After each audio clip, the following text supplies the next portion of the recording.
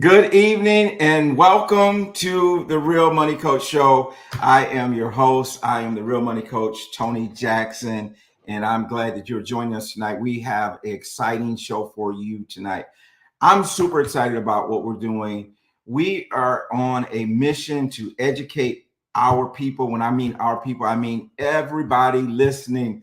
Listen, Charles, thank you for checking in. Those of you who watch, those who are regulars, know what we do. Check in the chat. Charles, happy belated birthday, 74. I can't believe it. I can't believe you're 74, Charles.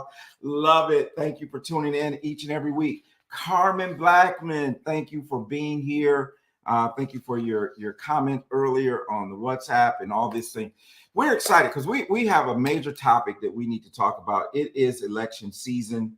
And as you know, we are voting for the president, the new president of the United States. We are voting for a lot of local positions at the state level and the local level, and those things are very important as well.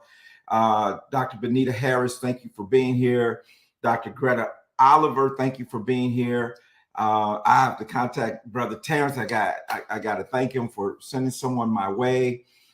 Janice, the Rainmaker Leak, is in the house. Happy belated birthday to you as well. I know you just celebrated a birthday on that beautiful cruise. I saw that on social media. And for those of you who do not know, every Thursday evening, Janice, myself, and Dr. George Frazier host a Zoom meeting we call the Generational Wealth Alliance. If you want to know more about that, let me know. We'll be sure to get you information on there. Ruth Bell, thank you for being here as well. We have Kevin Thomas, who is, I don't want to get his title messed up, but he works for the Charlotte Regional Visitors Authority, specializing in DEI, which that is another topic we need to talk about as it relates to Project 2025. Doing a wonderful thing with a traveling museum and exhibits, really kind of just expressing and showing what we've contributed to this society. So great. Alice Martin, as always, thank you. Director of EI, thank you. Alice Martin, thank you for being here as well. So y'all coming in tonight, we're excited about the topic that we're going to talk about. Tonight, we're going to talk about Project 2025. We're going to talk about its impact and what they are looking to do as it relates to the Department of Education. And this is a really major topic, and we put out some information on it earlier, just a little bit of snippet of terms of some of the things that are in there. So we want to make sure that we, present the truth, because this is what we really believe. We believe that everyone should participate in the election process. Now, I don't, whatever aisle you fall on, whatever that is, but be a part of the process. Reverend Marguerite Lee, thank you for being here as well from the QC. And so what I'm going to do at this point, I'm going to bring on my co-host and we'll just chat a little bit before we bring our wonderful guest on tonight. So without any further ado, my wife's best friend, our friends over lifetime. She is the owner, the founder of the Mitchell Consulting Group. She is Michelle Mitchell, Harvey Jones from Birmingham, Alabama. Thank you for being here. Hey, Michelle. Hey, Tony. How you doing? Michelle, the way the chat is going, it looks like we hit a topic that people want to know something about tonight. Apparently, because they showed up tonight. They showed up tonight. And you know what's so funny is that, as you know, when you were here, a lot of people watch the show, but they never put anything in the chat. I know, right? Anything, but they like, I know you. I watch you every week. And yes. So, like, oh, you look familiar. Look familiar, yeah. So, Michelle, tell us anything going on in your world before we kind of get into a little bit of this topic. My world. Tomorrow we have our financial roundtable, so all is welcome. It is free. We are talking about, I think it's cash flow this time. Well, Michelle, let me tell you something. I read, because I'm on your email list. Yes. Right? I read your email about financial management God's way. Mm-hmm. And that was excellent. Thank It was absolutely excellent. Tying the scriptures into it. I mean, I was like, yeah, this is point on. So you. I Yeah, appreciated that quite a bit. you're welcome. You're welcome. First time I've done it in that way. So Yeah. yeah, Yeah. yeah. So I was impressed. I was like, look at my friend. Go ahead, girl. We trying uh, to level up our game over here. yeah, y'all doing it, and you got your Mitchell, I got my shirt on you got today. your branding on. You know, Yeah, we good to go tonight. We good to yes. go. I believe in some branding. Michelle Chen, thank you for being with us tonight from Fort Lauderdale, Florida. So, Michelle, the thing that I want to really emphasize in this series is the importance of being involved in the process, right? Mm-hmm. Because we can complain about all these different Yep. things and all this, but if you're not involved in the process, then you're either in the game or you're sitting on the sideline. Right. And if you're sitting on the sideline, don't talk about how I'm playing the game. Get Right. involved. That's true. And what I think we should probably discuss just a little bit is, what does being involved in the process mean? Because Yeah. we might have different definitions, right? Okay. So I'm thinking, if you say get involved in the process, yes, I'm going to go vote. That should be obvious That's based on what baseline, right? that's That's baseline. baseline. That's Yeah. baseline. Yeah. What our ancestors have done for us. So we have the opportunity and the right to cast our vote. We should just vote, right? But Period. what else should we be doing if we're involved in the process? So that's a question I want to ask the audience. Like, what does it mean to you to be involved in the process? That's very interesting. If you all will put that in the chat, that would be wonderful. I can speak to some people. I mean, Yeah. I'm gonna tell you something about Miss Ruth Bell. Miss Ruth Bell is a volunteer's volunteer. Mm-hmm. Um, Election season, I always hear about her working on somebody's campaign and these type of things. Mm-hmm. And really, Michelle, you're hitting the reason why we're doing this series is because I looked at the landscape, right? Mm-hmm. And I know the thing that I could do is use my little platform here to educate people so that they know what's at stake. Right. And not just at the top of the ticket, but Mm-hmm. all the way down the federal ticket, all the way down the state ticket and Yes. local tickets as well. And we'll get a chance to kind of talk a little bit about that. We won't be able to get into it all the way because there's so much in it. There's Yes. so much in it. And this section that we're going to talk about today is big. I love what I Carmen like Jackson said. Carmen's comment. Yeah. Yeah, That's exactly it right there. Right? yeah. Listen, Janice says financial contributions, Yes. phone banks, It's door knocking, right?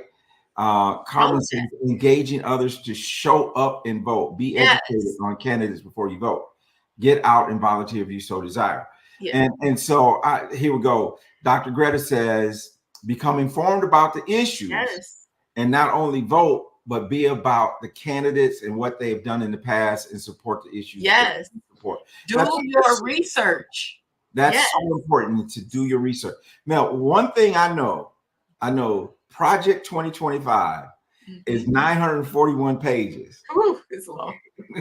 I know most people ain't gonna read 941 No. pages, but I think it's important enough that we talk about it, and not that we're experts, not that we're doing, but there are some things that are blaring there that I think we need to bring out. And so that's what we're going to do over the next 6 weeks. This is what I can do to Right. be engaged and active is exactly this.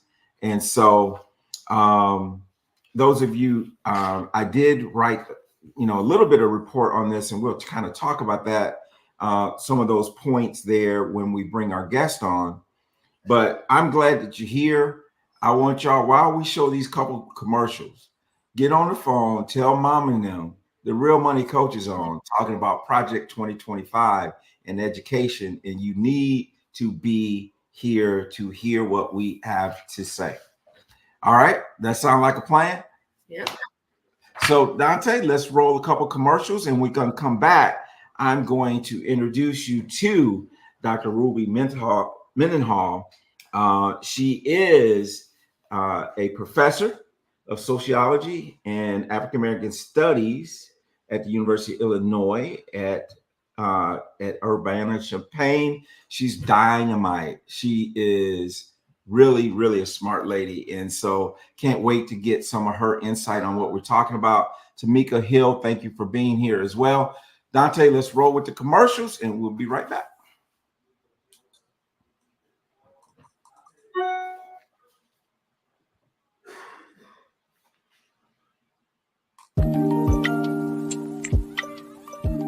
Do you have passion for your business but feel like your finances are falling short? Running a business takes more than a great idea. It takes a solid financial plan. Mitchell Consulting can help you turn your passion into profit with their financial advisory services. Get the financial guidance your business needs. Contact Mitchell Consulting to learn more about their passion to profit capabilities.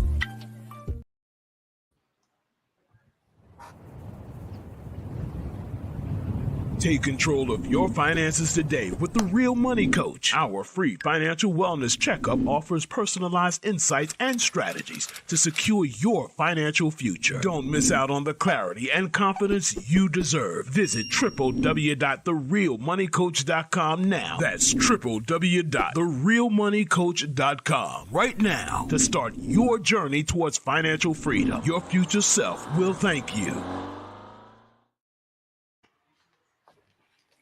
All right, Michelle, for those who might be listening to this as a podcast and not visually looking at it, how do they get in contact with Mitchell Consulting?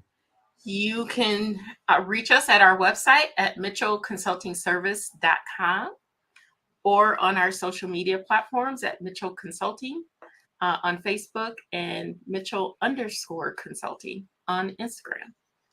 All right. And as y'all know, y'all can find your boy at therealmoneycoach.com and on all social media, The Real Money Coach. Michelle, here's the thing. When our guest tonight, you know what I did? I contacted one of my assistants and I said, I have this lady named Ruby Mendenhall, right? And I was like, I really don't know. So I contacted my assistant, Google.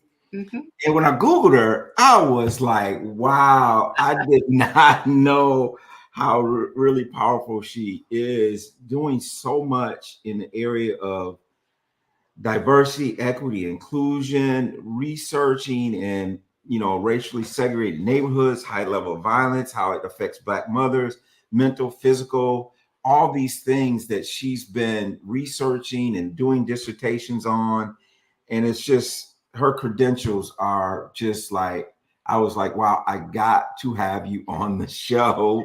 And I think we have a perfect topic to bring her on and talk about. So without any further ado, let's bring on Dr. Ruby.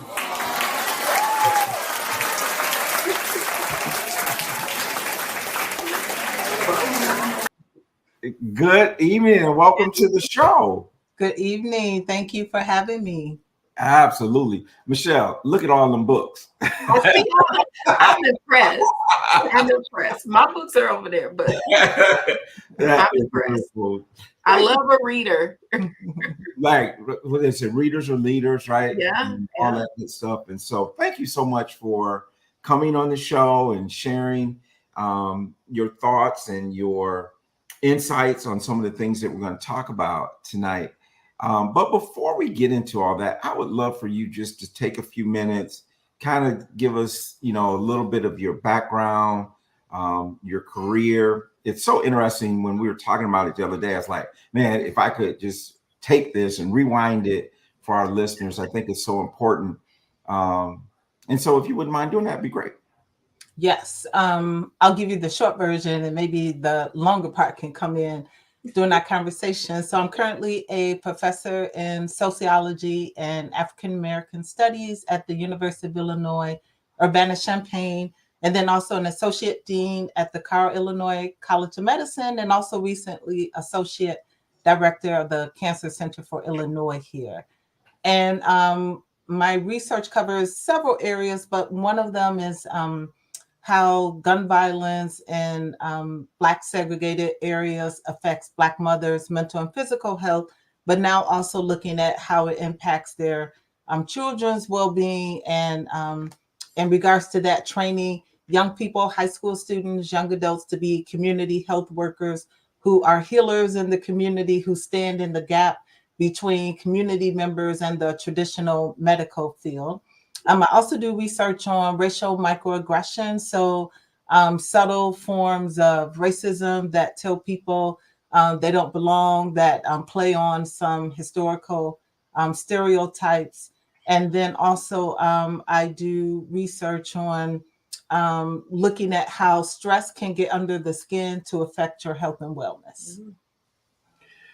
That's a mouthful. You know? And you know what I was when I was reading your bio, Dr. Ruby, the thing I was all these job positions that you have, I kept waiting for him to say the former, but you're doing all these things at the same time. So I know that you are a busy lady, which makes me even happier that you were able to join us tonight and take time out of your schedule to do that. You know, one of the things that stood out to me immediately when I started doing research of Project 2025 is the dismantling of the Department of Education. And you are obviously very heavy in education. There's some certain things in there that if you look at the elimination of the Department of Education and really what I would say the defunding of education, taking away Pell Grants, which affect about 7 million African American students. We know 60% of all Pell Grant recipients are African American. So eliminating that out of the budget and those type of things is going to make it harder on the higher education. And so I'd like to know a little bit of your thoughts on that in terms of the importance of that in terms of Black students. And, you know, even, you know, you can talk about some of your work that you've done in higher education. I know you just ran through a lot of that, but what's your feelings on that? Yeah, that's really important, being able to afford higher education, right? The Department of Education, it's a federal agency, right, created around 1867, and to get information around schools, to help create educational systems, but also to help make education equitable in this country, which is still a long journey that we are on, because it is not. And even as I was thinking about this program, I was thinking back into the own stories about my family, where one of my relatives told me about our enslaved ancestors and what it was when it was illegal, when you could lose your life to learn how to read and write. They talked about those who could read, they would come into the cabin and teach others how to read, right? And then also you think about after slavery, that formerly enslaved individuals came together and they taught those who could read, taught others how to read.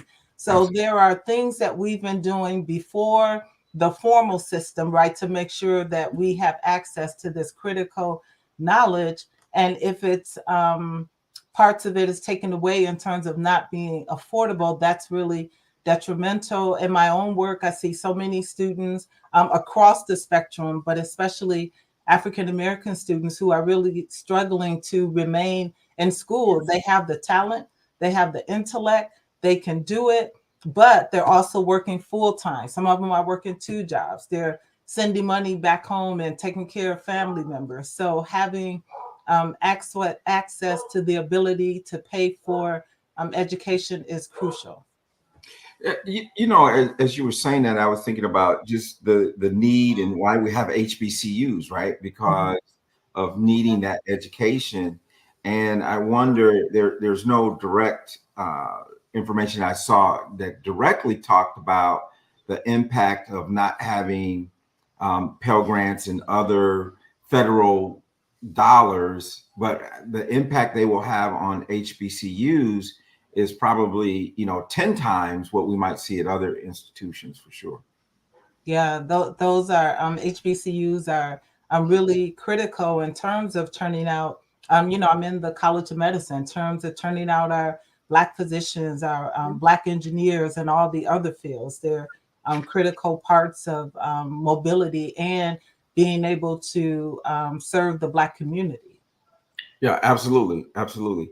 It's just like because I think I was fortunate enough. I grew up and I had Black doctor and all that kind of stuff. But those types of things, those professionals, seeing people that look like you that are doing those things, I think it's very, very critical because we all want to see ourselves, right? We want to be able to identify with our professors.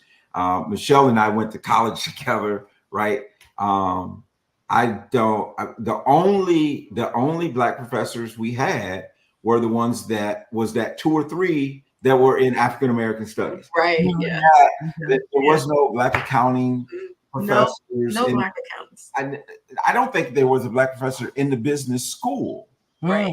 And talking about a school with 43,000 students. I mean, it's a large campus. So I think those things are important. Yeah. And can I just talk about in my own life, right? In terms of the important role of Black professors. When I was at Northwestern, I had the wonderful, amazing experience of being working with Carol Lee at Northwestern, and then also Philip Bowman. And one of my first assignments as a graduate student at Northwestern was to find someone who's doing what you're doing. And I saw out Carol Lee and I was asking her questions. And I was asking her questions on the list, but the deep question I was asking her was, can I be like you? Can I be a professor like you are? And then also what Phil Bowman did, he did 2 things that were so powerful. One is that when I would talk in class and I would kind of say things that I thought were important, he would be like, yeah, you're following in the tradition of the boys, or you're doing this. And to me, that was so affirming as a grad student, right? Like, wow, I'm saying something like that. And then the second thing he did was I was talking about my family, right? Like how I was telling the stories there. And then I pulled back and I hesitated because I thought, we're often given the message that, any wisdom from your family, doesn't count, that it's not in the books, right? Isn't in the canon and all of that. And he was like, no, what were you going to say? Because that's really important. That's how you're here. And there's wisdom in that. And that was so freeing. And I try to make sure that I let my students from all backgrounds know that bring your whole self in here, even though you may get the message, right? That only a certain type of way you talk or act or information that you have is allowed, but bring your whole self in here. Yeah, that's good. So important. Yeah, absolutely. Absolutely. As you were saying that, and as we're talking about, not only will it prevent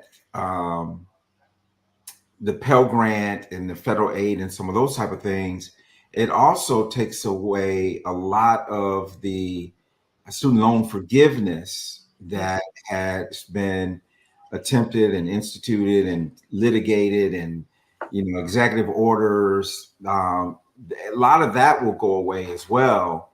And as we talked about last week, is that some people there, say for example, are paying $78 a month now for their student loan repayment. Those payments will go to things like $300, and it's going to be even harder for them to afford. And it also talks about the privatization of the student loan process, where the federal government would get out of that business and it would be privatized. And so we know that means that people will be seeking and looking for profit. Yes. In that area. And it's a removal of the safety nets in those programs as well.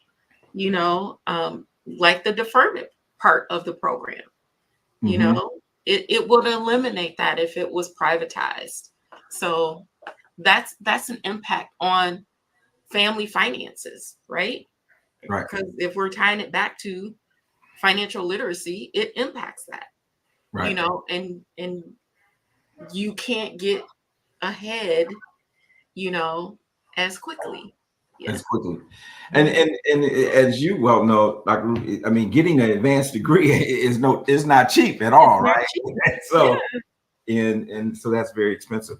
I want to drill down a little bit even before the higher education, because part of the dismantling of the Department of Education also means things like Title One Mhm. dollars would go away from a lot of our inner city and other schools that are in poverty. They're just not inner city. Some of them are not urban schools, but rural schools as well that are Title One. And I know you've worked a lot in that area, and a lot of your research has to do with probably in those schools that are Title One. Tell us what you think that impact would be for those Title One schools, inner city, and so forth. Yeah, I haven't, to be honest, I haven't thought much about it, but what I can say with the Title One schools, for students who are low income, often students who get free and reduced lunch, that those schools have how- how- um, extra, I'll say they have extra work in terms of helping students from low income backgrounds, and as you said, my research is also on gun violence, so students may be coming to school with adverse childhood experiences or different forms of trauma and need extra support. So the budgets, the funding to those schools, if it's cut, could affect their ability to, one, educate the students, but then two, also to provide mental social support for them. Got it. So and that's what I was thinking too, that like the counseling and the therapists and stuff and those type of things that are there. And we got a lot of people making comments in the chat as well. Um, and but I know one thing is, we talk about the rules and the protection for Black, brown, disabled, female, other marginalized communities, how important those protections are. And a lot of that, and I'm not sure, if it flows up to higher education, but I know Title IX that gives protection and some of those things. What's your feelings on that going away and how it could maybe lead to unfair treatment of students? Yeah, I think that that's really important. As I mentioned earlier, I do research on racial microaggressions. And when I first started doing the research, and this was even before the term was well known, I think it was maybe we started doing our research in like 2007, 2008. And when I got back, we did a survey, we did focus groups. So when I listened to the experiences of the students, right, it just broke my heart, right? Tears were coming down because you would think at this moment in history that they wouldn't experience kind of this level. And then, like, the racial microaggressions are the subtle things, right? And even still, the old fashioned racism was going on as well. But just kind of all of these subtle ways that students felt that they didn't belong, that they weren't welcome, made to feel that they weren't as smart, although they were, right? So I think protections for that, protection around gender and other issues is critical, because that's a part of that's the part that you bring with you to your educational context, right? That I talked about before. And sometimes when you're getting those messages, for some students, it's too much, right? Like it creates emotional anguish, it creates physical symptoms where they end up leaving certain majors or leaving certain schools because it's overwhelming when you add to it all the other things that could be going on. As I mentioned, if their family's low income, they're struggling with other things off campus. It's just a lot. So those protections are really critical, although I will say sometimes students may not kind of pursue them because they don't know what the consequences will be, and that's a shame. And that's a shame. Well, do you feel like some students are almost shamed in not seeking help, not going to the counseling center, not even taking advantage of the resources that are there. Um, and I wonder if you could give an example of what a microaggression that maybe you've seen, or so for people who may not be familiar with that term. Yeah, I can give you one that many people may remember.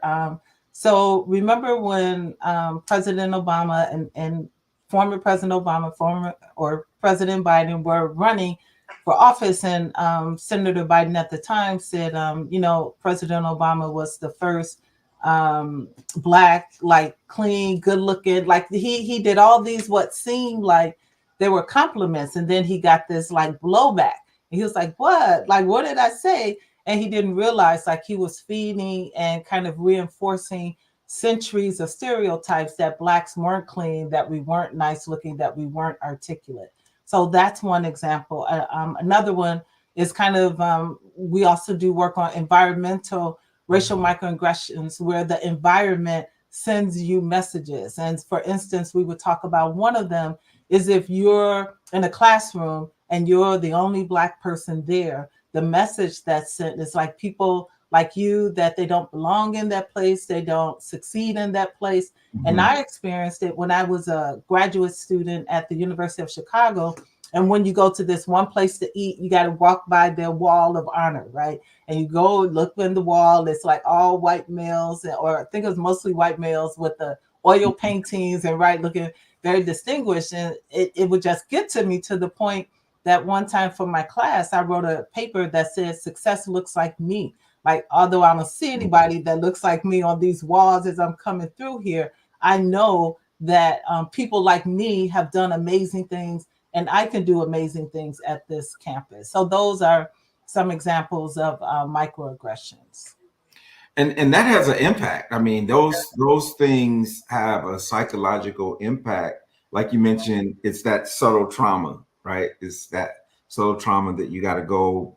And, I think about, things like we've had a lot of movement where they've been removing statues and, some of that static, Confederate flags and those type of things, because a lot of those things symbolize something different for us than they do for others. And I think it's important. So that's really quite remarkable. So in terms of where do you see your work, and what do you think that from an educator standpoint, what would you recommend for just our listeners and us? What type of things should we be doing to help advance the higher education and those type of things? What can we be doing as citizens and that type of thing?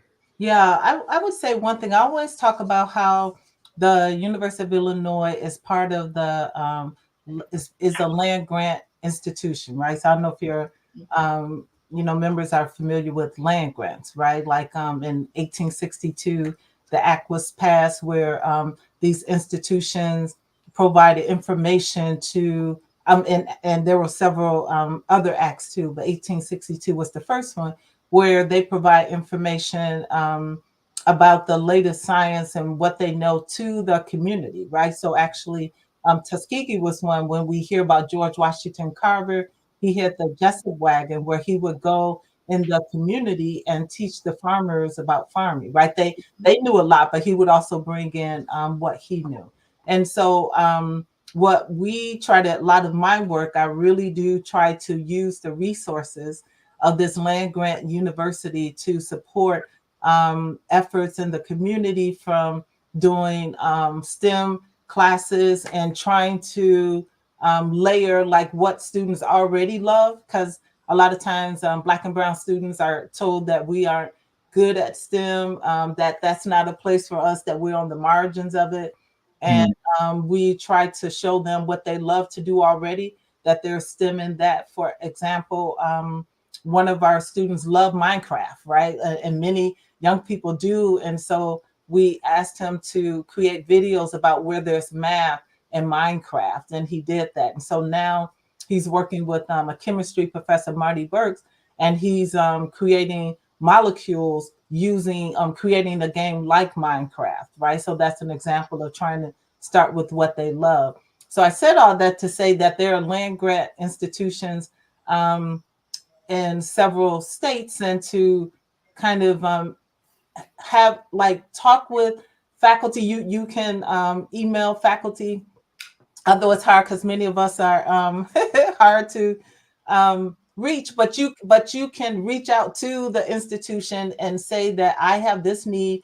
I would like for my class, my Sunday school class, right? My class in school to have access to what's going on there. What do you have around pathway programs? So also part of the land grant is 4-H. Have you all heard of like 4-H? Mm-hmm, Right? absolutely. That's also part of it, where they have all kind of classes. Illinois Extension is our program, but classes around financial, literacy, classes on agriculture, like you name it, they have it. So there, I would say to really see what resources you need, what's the gap, and then look to different universities or even high schools to fill that gap. And it doesn't have to be land grant universities, as other universities have that. So I would say that's one thing.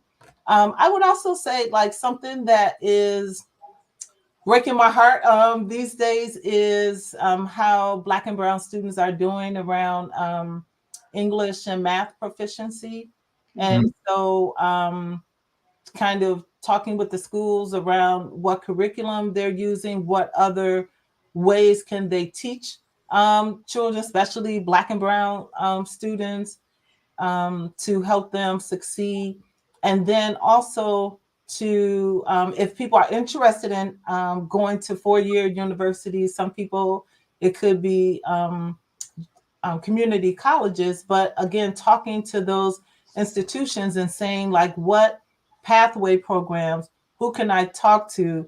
How can I get into this system to know what you're looking for you to help me get those qualifications and then to be here and to thrive, right? So it's one thing to get students here, which is a heavy lift, and we should do that. But it's another thing once they're here to be able to just focus on their studies versus having to prove that they need to be here. And I would even say having our students of color often on DEI committees and things like that, right? That their white peers don't have to be on. We should be really careful about that, because we should have already, and I say this a lot, we should have already built the infrastructure, the ecosystem for these students. They shouldn't have to build it every time they come to a space where they're one of one or one of five, right? It should already be built for them. So those are some of the few things I would say. But you mentioned something that's quite interesting to me is DEI, and there seems to be and even in this project 2025, there seems to be a assault on DEI, and I just wonder if you have any thoughts or what you've seen. And another question I had was, have you? This is so funny because when we were in school back in Michigan, and we knew very little of HBCUs, right? We knew very little of them, and the term PWI was like, what was that? Right? That was non-existent. But do you see any collaboration from non-HBCUs to kind of help HBCUs and that type of thing? Have you seen some collaborations happening? And in that same vein, I'm concerned about some of those things going away if we don't. Yeah, so there definitely is an assault on DEI, right, across the country. But again, that's also where I talked about kind of my relatives teaching and, those who are formerly enslaved actually helping to create public education. And then also with the Black Panthers, right, when they did the free lunch programs, we have a history of creating things that we need, right? So not even necessarily waiting for the policy to come, or if they snatch the policy, right? Kind of responding, being resilient, being resistant.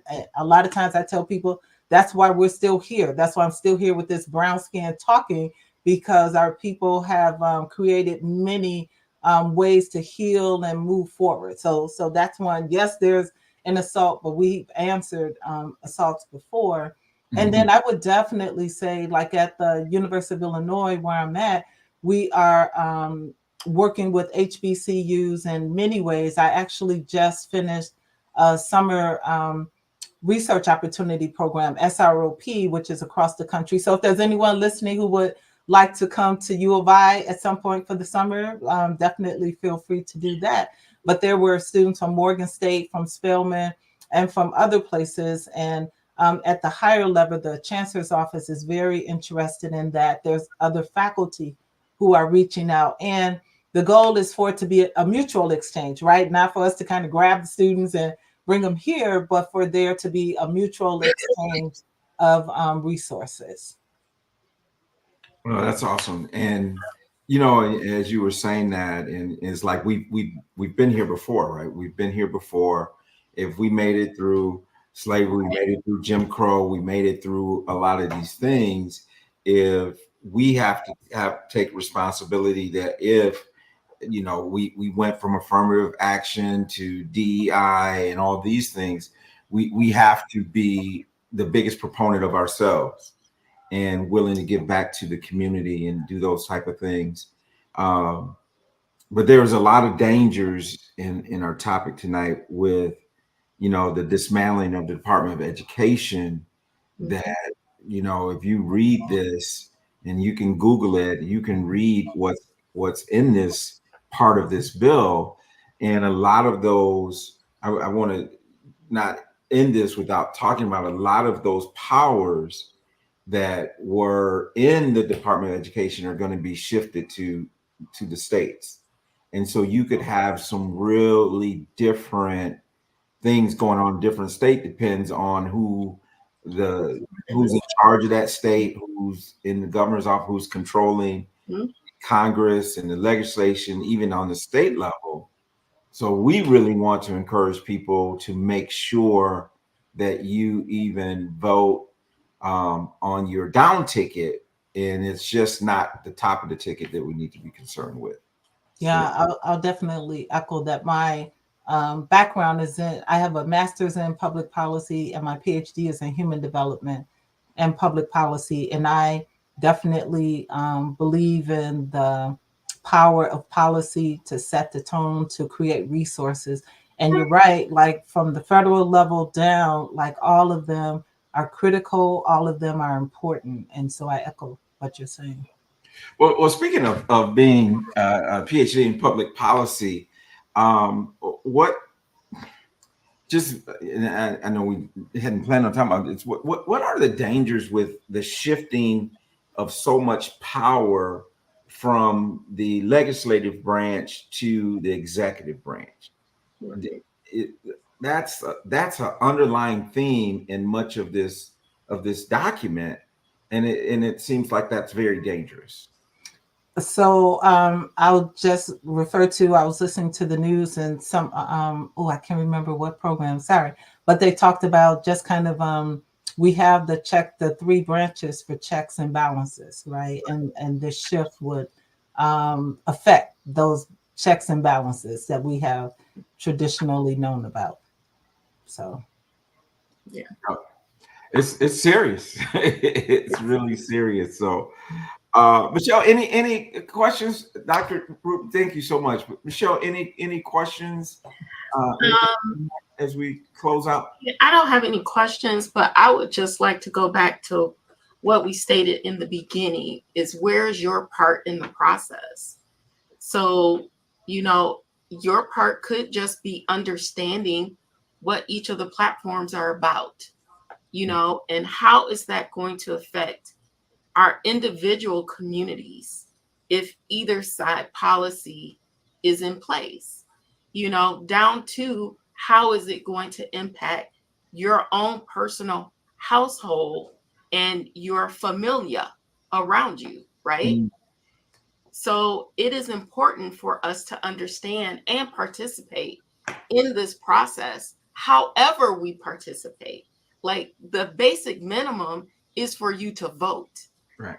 That's the basic.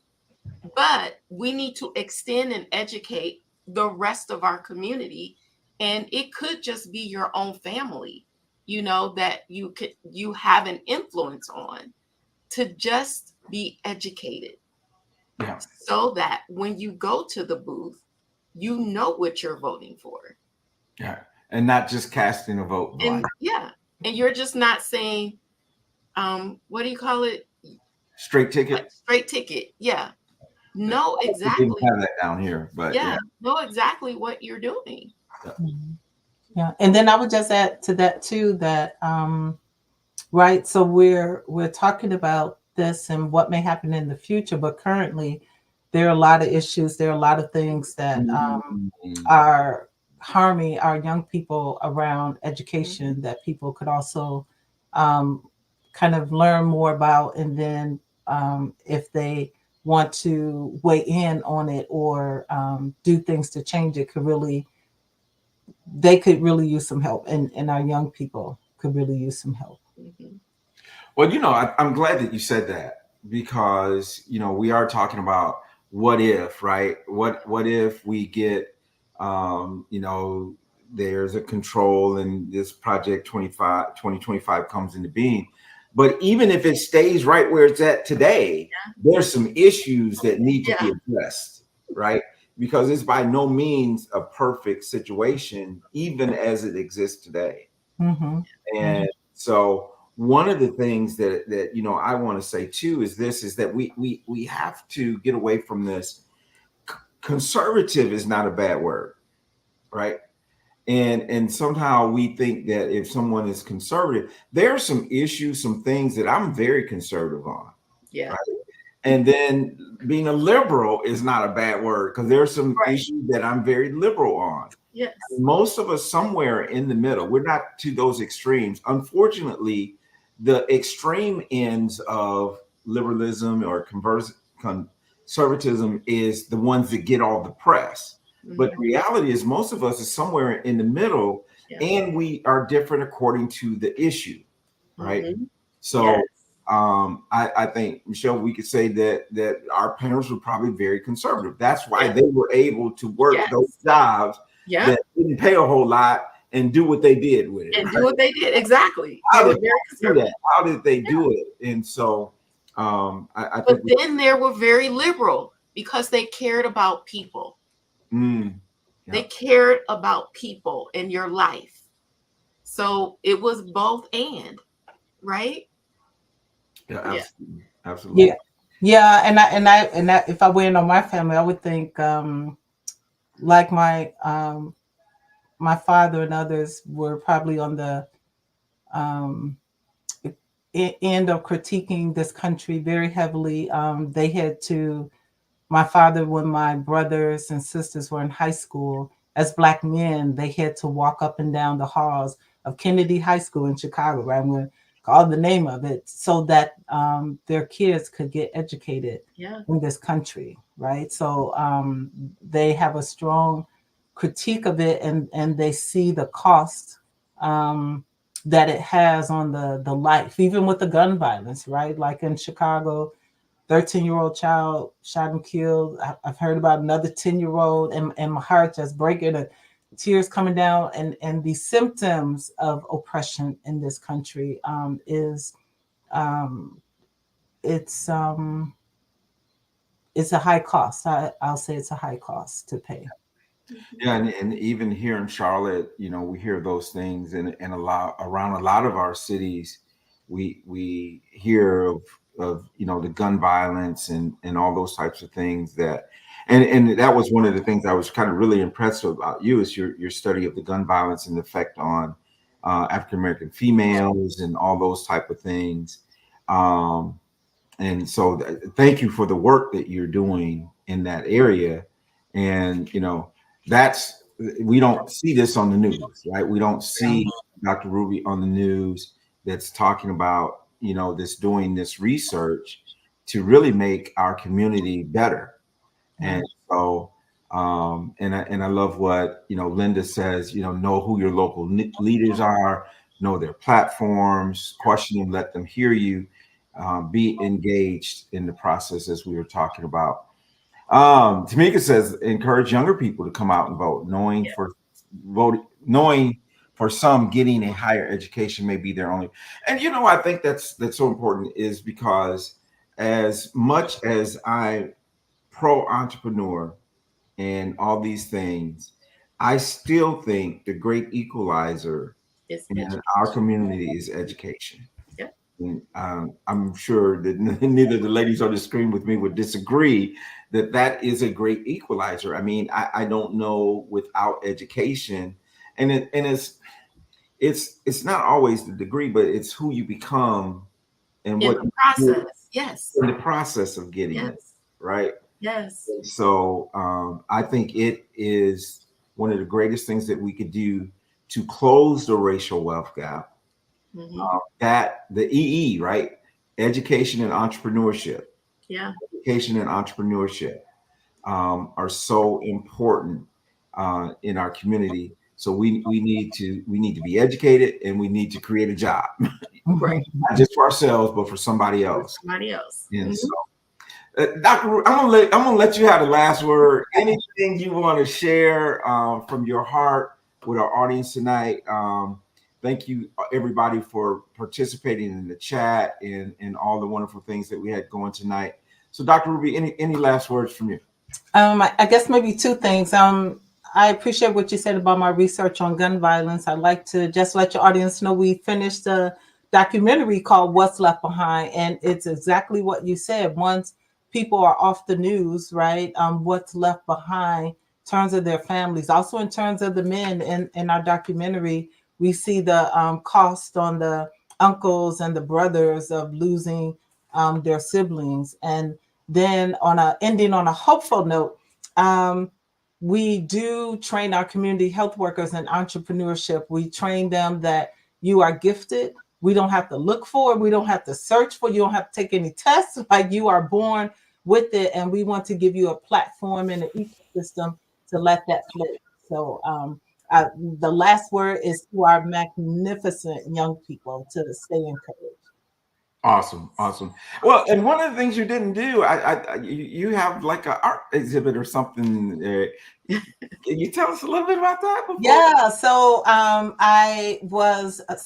say two things. I was selected as the 2024 Urbana, Illinois Poet Laureate. So super excited to do that. And then we recently launched an art exhibit. I've been helping my mom some weekends, and so I just kind of started doing art, which I've always wanted to do. So slowing down, kind of spending time with my mom allowed me to do that. So we just launched our art showcase at Gallery Art Bar in Urbana, Illinois. And I just want to give a shout out also to the Poet Laureate program for selecting me. It's been amazing. Awesome. Artist, smart, all that good stuff. I know. That's awesome. But thank you once again for coming in and chiming in on this topic. I know it's not an easy topic, and there's so many aspects of it. I mean, whether we are talking financial education or education, K through 12, higher education, all of it's impacted, and all of it is. Look at that girl right there, Lisa Jackson. Boy, listen to that. That's the best comment came up all night. That's my wife. So wonderful. Thank you so much, everyone. Thank you for tuning in. Make sure you tune in next week as we continue this series on Project 2025. Know the facts. And once you know the facts, act accordingly. So everybody have a good night, and thank you for being here. Thank you. Bye, everybody.